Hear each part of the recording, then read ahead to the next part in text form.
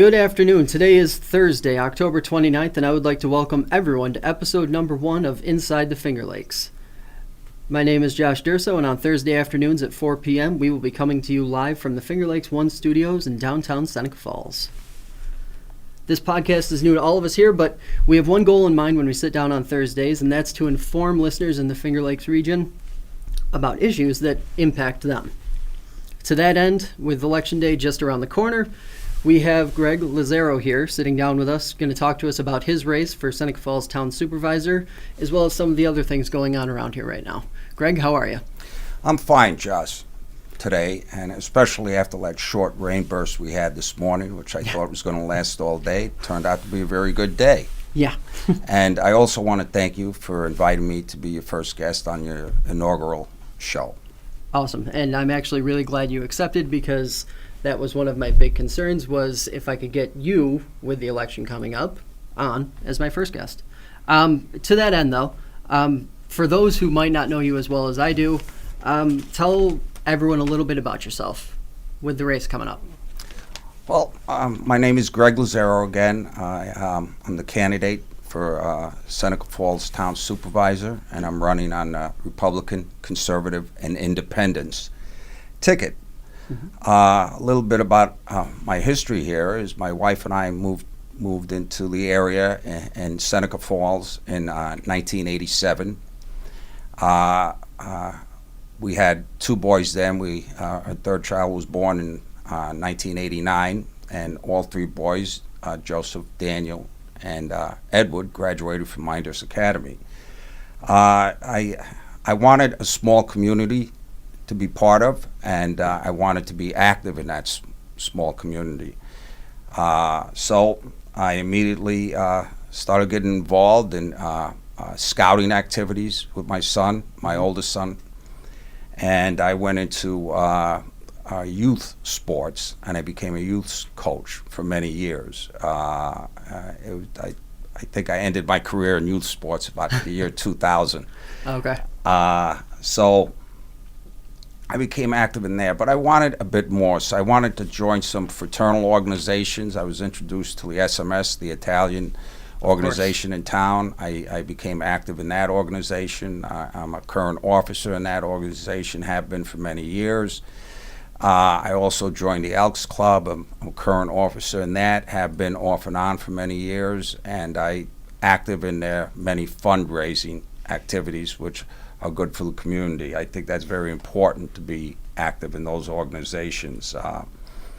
My wife and I are both retired. I retired a number of years ago from the Office of People with Developmental Disabilities, New York State. I had 34 years of service. My wife recently retired from Seneca Falls Board of Education, where she taught for 20 years. During that time, my first few years in Seneca Falls, I thought it was important to become involved in my children's schooling. So I joined the newly formed steering committees, first at the Katie Stanton School, and I became chairperson of that, and then I went over to middle school, and I became chairperson of that school as my son progressed through the grades. I decided to run for the school board. Well, I decided to run for the school board, but there was an opening that year in 1993, I think it was, and so they had interviews, and I was selected, and the following year I was elected. 3 candidates were elected, and I believe there were 6 people running. So I was one of the 3 candidates that was elected that year. I served on the school board till 2004, and 5 of those years I was an officer, 3 years being vice president, 2 years being president of the school board. I also became interested in the local politics of the community, as there were a lot of issues in the community that I felt like I would like input into, more active input. So I, as a registered Republican, I sought out the Republican Party, and I became a member of the Republican Committee in the town of Seneca Falls in 1990, and since that time I've been on it. That's 25 years now, and I've held 3 terms as chairperson And after I retired from New York State, because I was prohibited from running for in a partisan election while I worked for New York State because my job encumbered federal funds. So as a member of the Republican committee, I always supported a lot of candidates and would go out and gather signatures for them and work hard for all the candidates who ran. And I decided to run after I retired because then I wasn't prohibited at that time. And I won. I was nominated and won the at-large county supervisor position, 1 or 2, from Seneca Falls in 2013, and I took office in 2014. And at that point, I've been serving 2 years now. I believe that I vote what's best for Seneca Falls and Seneca County on those matters. I decided to run for Seneca Falls Town Supervisor. I won the most recent primary, and now it's coming down to the last few days of the election. I hope to be elected the next Seneca Falls Town Supervisor on Tuesday. All right, yeah, to that end, you're the sitting county supervisor, but you won the nomination from the Republican Party. What do you feel needs to change as far as that goes, or what do you feel like you will do differently as town supervisor if you're elected compared to what has been done thus far? Well, I believe the first thing you have to remember as an elected official, you're not representing yourself. You're representing the people who elected you. So you're serving the people, and you want to serve them and listen to their wants, needs, and desires, and move ahead with what they feel is best for the community. You advocating for the community and the people who elected you. So I'd like to see there's more personal input from the people of Seneca Falls. Yes. I think that's really important because as it stands now, they have a public comment section at the meetings, which is good because you're hearing from the people who come to the meetings. But a lot of times meetings have an agenda, they have a time frame, and they have a limit, and you have to go over a lot of business items. So there's limited time to talk. Yep. Sometimes that gets into a debating type of situation if someone stands up and is giving public comment that they're against something you voted for. If they're for something you voted, there might be more conversation about it. And meetings are scheduled and they're run, and there should be a process to meetings. So when people talk at meetings, although they can give their point of view, it's not always the best way to give your point of view. Yep. How do you do that? How do you get out there amongst the people and talk to them? Well, during the campaign season, of course, you go and knock on doors, you stop your car, you talk to people as they're working in their yards. You go to community events, you talk to people there. How do you do that when, if I'm lucky enough to be elected town supervisor, how will I continue to get the people's input? Personally, I think it's a good idea if we could start to have some community forums. Of course, you wouldn't have a monthly community forum, but a couple of times a year, maybe 3 times a year, you announce a community forum, perhaps at the rec center, and you announce it where people, the residents of the community, people in the community would come down and give their thoughts and ideas of how what issues are important to them. I think that is a good place to start because then it doesn't get into a debating type of situation. Public officials will be there, elected officials will be there to hear from the people. It's not meant to be a debating session. It's there to gather information. Yeah. And if there's enough information gathered, perhaps an outshoot of that would be some citizens advisory groups. Because elected officials are only as good as the opinions they're getting from the people in the community and the advice they're getting from people in the community. Yeah. And I would place if I felt a need for advisory committees, and I do feel there's a big need for one advisory committee, and I'll get to that later. I would put people on those advisory committees with different points of views. Yeah. Because you don't always want to hear how you feel, you want to hear how other people feel. So you can come to a good consensus.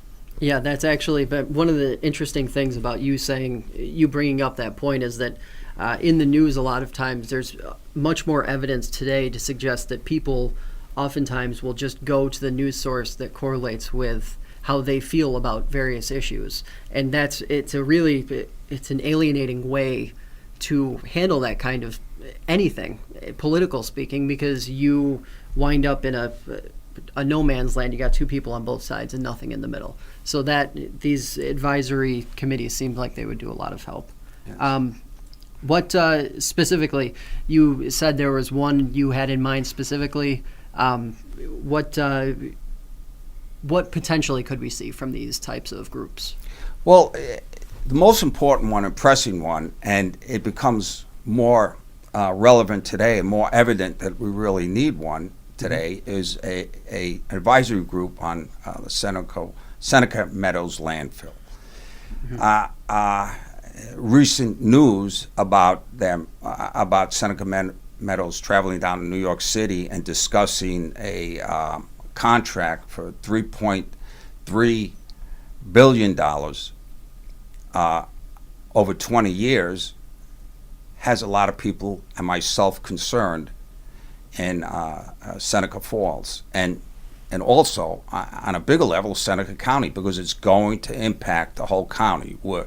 We're situated between two lakes, and trash and runoff from the trash is going to affect the waters of our lake, and water is sacred, and especially when you have farming industries and wine industries, that's going to affect it. But more so, getting back to Seneca Falls, I would appoint a citizens advisory group of what we're going to do when the host agreement expires in 2023.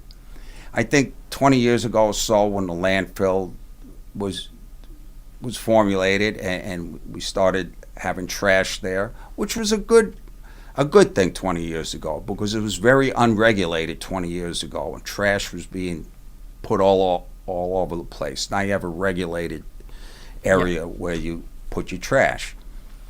But again, and not to sound humorous, but trash is a dirty business and it stinks. And people said, okay, we're okay with this, but we don't want it to grow and we want to have it time limited. So let's have an agreement, a host agreement, and that agreement will end in 2023.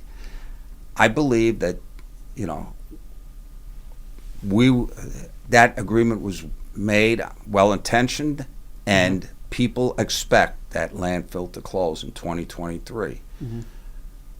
About a week and a half ago, we read about a contract that Seneca Meadows is looking for to transport trash from New York City, Brooklyn, and the marine terminals down there, upstate New York, through many small towns and villages.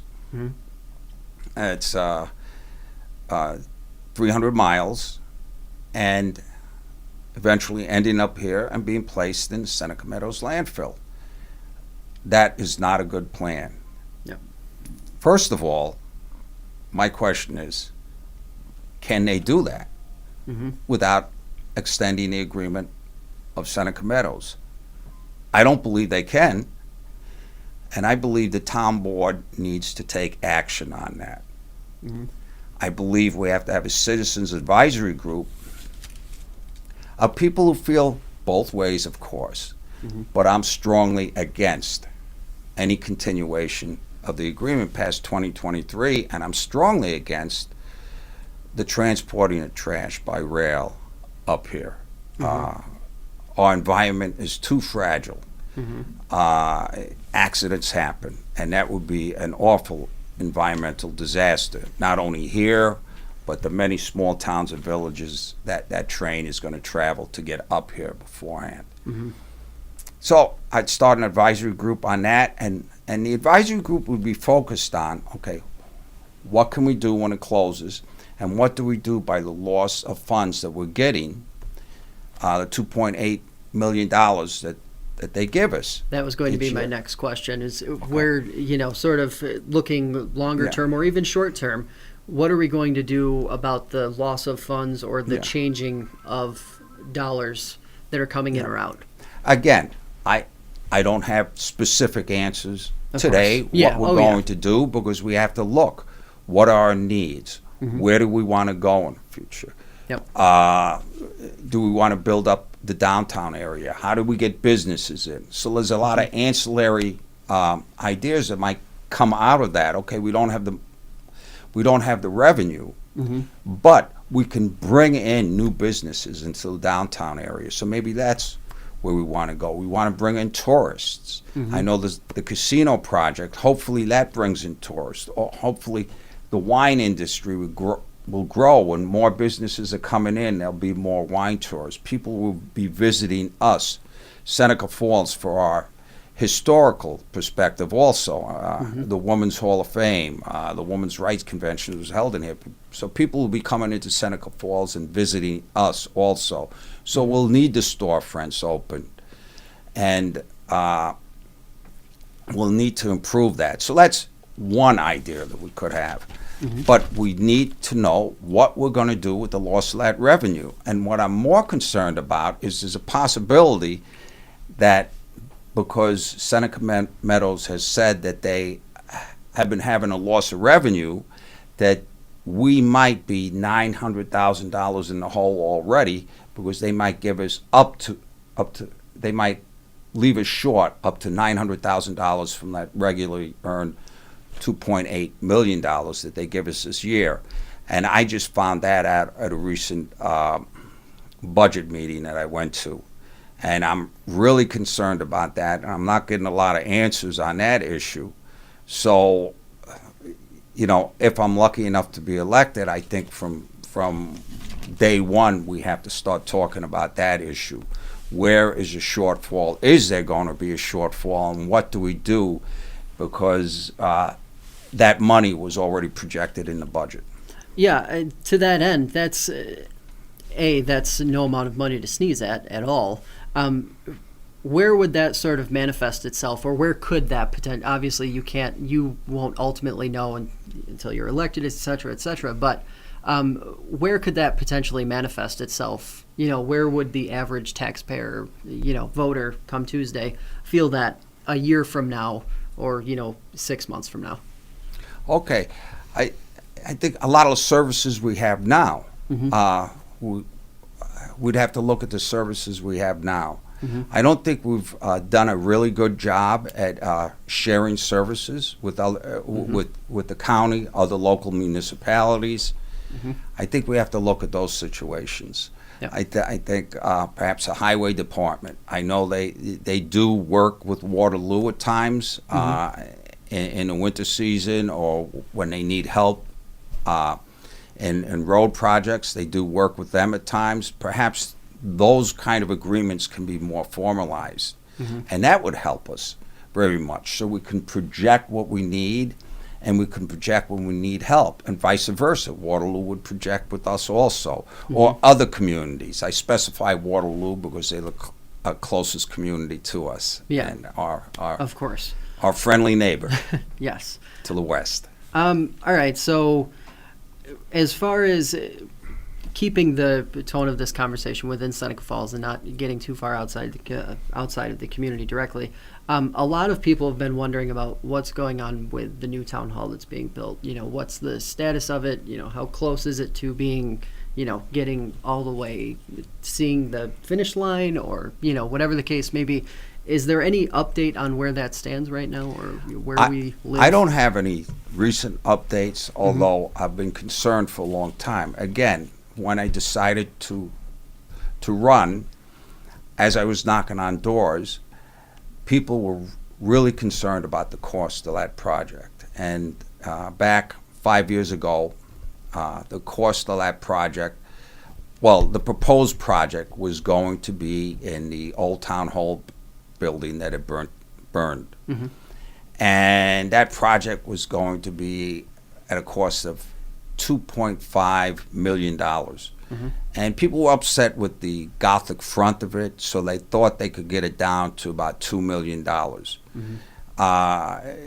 The elected officials at the time who were running said they were against that project down there at the cost, at the $2.5 million. So when they got into office, we held a limited referendum. The mm-hmm. project was voted down. People were very happy. They had a say in government. I think limited referendums, although I've evolved on that issue over the years, I think they're a good way to ask the people, what are you thinking? I think that can be an outshoot also of the public forums I have. If people want a bigger voice, they'll ask for those limited referendums. And by law, sometimes we have to have those limited referendums, and I hope that would be an outshoot of the public forums. Mm-hmm. So that project was voted down, and people were happy. They said they're going to keep the cost down to about $2 million. Well, 4 years later, they decide on a building project at the old Fireman's Field mm-hmm. On Ovid Street. Mm-hmm. And the cost of the project was $3.5 million. Mm-hmm. That's at least $1.5 million over the $2 million that people said they were comfortable with at the limited referendum. Mm-hmm. Those people went again, they signed petitions, and their intent was to go through another limited referendum. Because of what happens with referendums and people sometimes not dotting their I's and crossing their T's, mm-hmm. The referendum was taken by our town to court. Mm-hmm. We, in fact, sued the people by taking them to court. Generally, the first court that you go to rules on whether you dotted your I's or crossed your T's. Absolutely. The second court rules on intent. Mm-hmm. Well, it costs money to take things from court, and these people did not have that kind of money to take it to court again. So the project mm-hmm. went on, voted by the town board, voted by the current administration, $3.5 million. People are upset about that. It's well over $1 million of its original cost. Mm-hmm. There's no cost of building infrastructure, security systems, furnishings in the building, or landscaping. So how much is it going to be? The real cost? We're thinking $3.5 million. It's mm-hmm. already $1.5 million over. Without any of these costs written into the project, where are we going to go? Mm-hmm. I'm hearing, and people are nervous when I go knocking on doors and talking to people. People are nervous that's going to be well over $4 million. Where are we going to spend that, especially with the decrease in revenue from the $900,000? Yeah. And this money was put into the general fund also, mm-hmm. so we're not sure what we're spending on it, and that's why people are upset over this project. They felt they had a say initially, and then they lost their say when the cost went from $2 million to $3.5 million and more. Yeah, that's wow.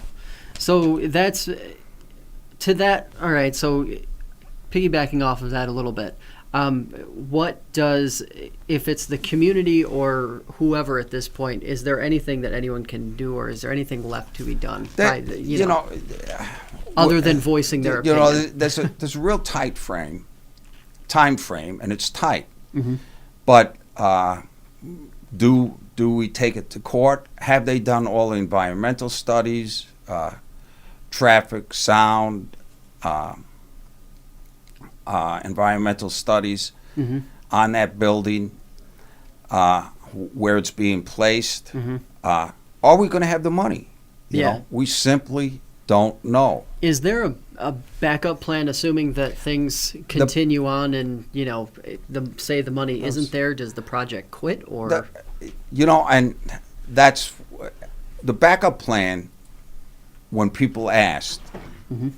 once it was approved by the town board, when people asked that question, where are we going to get the at least $1 million extra? The backup plan was to sell existing buildings in Okay. the town. Well, there is a problem with that because you're prospecting on your future. You don't know whether these buildings are going to sell. Mm-hmm. Do we have to do a limited referendum on some of the buildings Mm-hmm. in order to sell them? You know, it's a people's right. The Yeah. people have a say in whether they want to sell these existing structures. Can these existing structures be used for us? Mm-hmm. And then reduce the cost of this building, modify contracts. You know, all of these things have to be looked at. And I think, and the big thing is one of the buildings that was designated to be sold and used for the extra money in the building was the Oak Street building. Well, they store a lot of equipment there. Where is that equipment going to be stored if that building is sold? I think that's a big question. And are we going to sell that building? And I have concerns about even selling that building because you probably have to do an environmental cleanup, and that's going to cost a lot of money Mm-hmm. on top of everything else. So because of what's stored there, the oil and gas Of course. over the years. Yeah. All right. So you mentioned buildings and selling buildings, and you even touched on downtown a little bit earlier. Can you elaborate a little bit on what could potentially be done downtown to help, some of the issues people have raised, the empty spots, vacancies, obviously, but parking, lighting, things like that. Do you have any kind of idea about what could be done to better the situation? Well, I've heard some concerns about parking Mm-hmm. downtown and lighting. Mm-hmm. Lighting is probably more simple. You just brighten it up. Mm-hmm. You make it less forbidding place at night. Mm-hmm. Brighter lights. Mm-hmm. So when people walk out of the restaurants, they feel it's a friendly atmosphere. Yeah. And it's a very friendly atmosphere over the holiday season Oh, yeah. all the time, and people want to feel that they can walk downtown. So just brighten it up a bit. As for the parking, that's a harder subject Yeah. to contend with. Do you put meters downtown? Mm-hmm. Some people would say no, because that's our town and we'd be paying. But right now there's a 2-hour parking limit downtown, Mm-hmm. and if you get tagged with chalk, Mm-hmm. you get a ticket. So Yeah. people are already paying for parking downtown, and because they're spending more time in the restaurants, visitors are coming in, they're spending time in the restaurants. Sometimes 2 hours is not enough. Completely understandable. Yeah. Some people have mentioned to me, which would be a hard project, and I'd like to hear from more people on this, building a small parking facility in back of the stores. Mm-hmm. Maybe a 1 or 2 level garage where Mhm. you'd have those. Yep. Of course, then the business owners would say, but we park down there every day. Would we have to pay for that? Well, I think if you owned a business down there and you were given something back to the community by owning a business, by running a business, those fares would be reduced. Of course. For business, and those would be people who are either tourists or people visiting downtown to go out to the restaurants. Those, if you did decide on a parking garage. Now, that seems like it seems like a downtown issue like that would be something that would have the attention and interest of the public. Do you think, could you see an advisory group being formed down the road on an issue, something along those lines, like a downtown, a parking issue or something along those lines? I could see an advisory group being formed on downtown issues. Mhm. I think the business owners down there would have to be an important part of that advisory group, Mhm. and then the people in the town, because downtown is a focal area, and people who live in this town want to be part of any growth in that downtown area. And, you know, again, not to jump, and you didn't ask me this question, but one of the issues that I've been hearing outside, right now we're concentrating on the former village of Seneca Falls, and one of the issues I've been hearing when I go to people who lived in the former town. Now the town has expanded, but so it's almost like a tale of two towns. People who lived in the town area, increased services, might not want them, and increased taxes. People in the former village, lower taxes. People always love lower taxes, and that's good. And that's the eventuality where you want to get. We know you're going to have to pay taxes, but let's try to keep them down and have some growth by bringing people in, bringing businesses in, bringing tourists in, so that can be some revenue stream into our government. Okay. So those are the issues I'm hearing from the former townspeople. We're all one town now, but those are the people who lived in the town The before. original town. Yeah. The original outline. Also hearing from them that there's a weed problem in Cayuga Lake, and they'd like to see that being worked on. So I think as a town, we have to be involved with the state government on eradicating the weeds in that lake, or helping with it, so the lake can be used as a good fishing spot, a good tourist spot, and the people can enjoy living on Lakeside down there. All right. And another big issue which we haven't touched on is the Indian issue. That was actually going to be my next question, Okay. so take it right away. Okay, thank you, Josh. This issue has been going on for over 30 years now.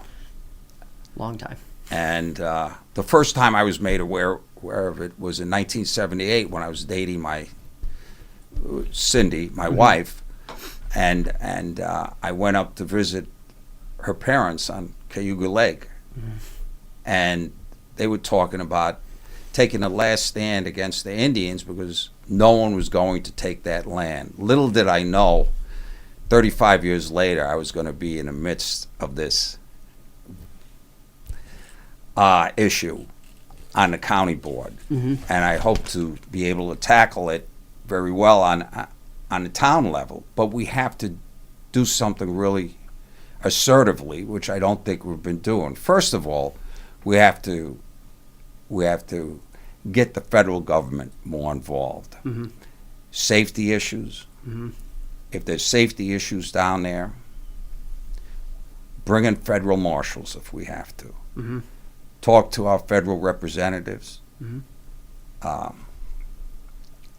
Bureau of Indian Affairs, talk to them. We need federal marshals in there. Yep. There were some problems in there, and they could have been life-threatening problems. They could have been. Oh, yeah, definitely. It could have resulted in that. We need help from the federal government. We need help from our state government.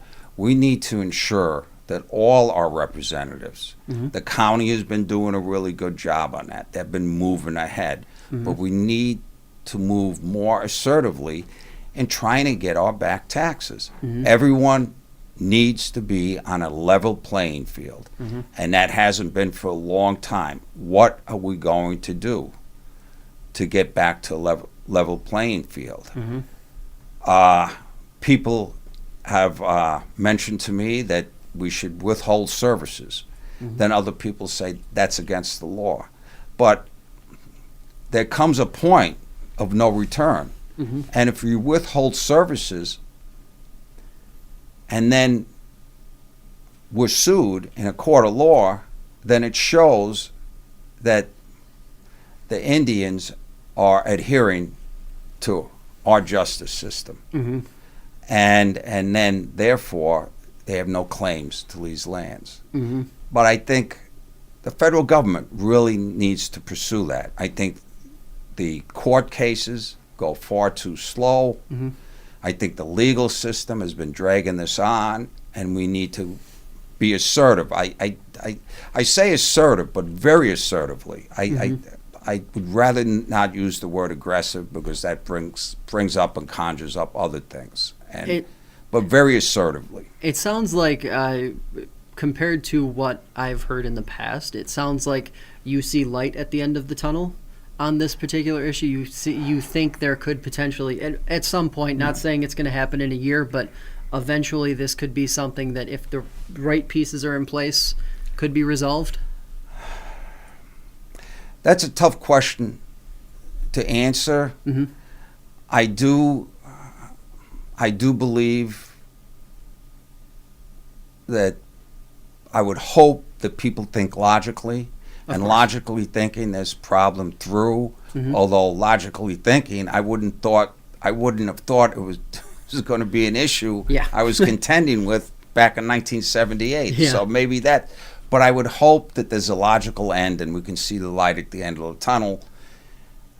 I'm just being optimistic on that there is some end in sight. Right now the county is moving on, going back to court on this issue, which that's a whole nother issue. That's more of a county issue. Mm-hmm. But it did impact Seneca Falls. And so that's why I think Seneca Falls has to be the master of what happens in the future to its own local community. Mm-hmm. So we have to ensure that the federal government comes in by getting our state officials, our county officials behind us, our state officials behind us, and our federal officials behind us. All right. Before we get you out of here, just a few days now left before, everyone comes out on Tuesday. Hopefully we get a good chunk of the population out and voting on Tuesday. What would be your final message to voters, your final plea, so to speak, before we get there? Well, I think as Americans, as citizens of Seneca Falls, it's our right to vote, and we must get out and vote. Mm-hmm. And if you don't, mm-hmm. then that's an issue that you have to think about yourself. That's a personal issue, but I think we must get out and vote. Mm-hmm. I would hope that I recently won a primary. I've had support on the county level as county supervisor. I would hope that the people, the residents of Seneca Falls, have faith in me and will elect me their next town supervisor. Mm-hmm. And if they do, I will assure them that I will work as hard as I can on mm-hmm. a personal level, and I will also work with them as a team member, as mm-hmm. an equal team member, to make sure that Seneca Falls can grow and prosper in the future, mm-hmm. and I will work with them on their ideas and solutions for that. It will not be an I government, a me government. It will be a people's government, which that's what our Constitution has been set up for. It's meant to be. All right. Well, thank you for stopping in and coming in. We really appreciate it. It is, your schedule is obviously pretty busy now through the end of the week and into next week, so we're glad we could get you in here. That's going to do it for us today. I would like to thank Greg Lazzaro for joining us in our debut episode, and I would also like to thank Jim Sinacropi and Finger Lakes One for making this show possible. We will be coming back on November 12th with Tina McDonald of Tire. She is running for Tire Town Council. Just one last message to everyone. On November 3rd, get out there and vote. It's your right. You really should be out there no matter what.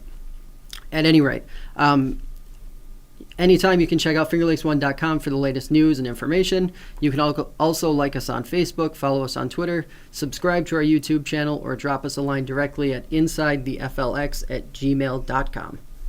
Hey, thank you, Josh. Thank you.